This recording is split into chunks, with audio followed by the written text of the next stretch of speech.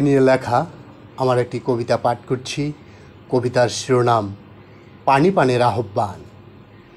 বুকে অগ্নিঝড়, স্লোগানে উল্কা বৃষ্টি, সূর্যের তাপ উপেক্ষিত, রাজপথ কম্পমান।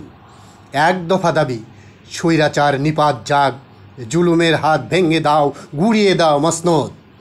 মিছিলে মিছিলে গুলি বর্ষণের বর্বর চিত্র, পিছু হটছে না যুদ্ধরত শিক্ষার্থীরা।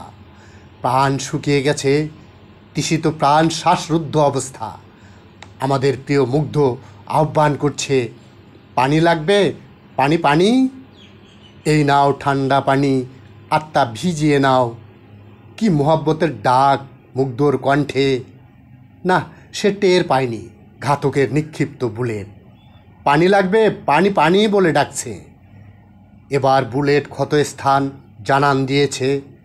হঠাৎ চোখ বুজে পানির বোতল নিচে রেখে কপালে হাত দিয়ে টের পায় সে বুলেট বিদ্ধ। হাসিমাখা প্রিয় মুগ্ধের মুখে যন্ত্রণার ছাপ। থেমে যায় মায়াবী কণ্ঠ থেকে পানি গ্রহণের আহ্বান। সহযোদ্ধা ভাই বোন, বাংলার সাধারণ মানুষদের কা দিয়ে মুগ্ধ ঘুমিয়ে যায় রক্ত ভেজা মায়ের বুকে।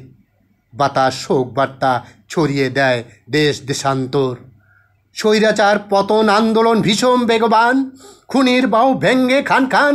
তারুণ্যের স্লোগানে মসনদ ভেসে যায় তাজা রক্তের প্লাবনে।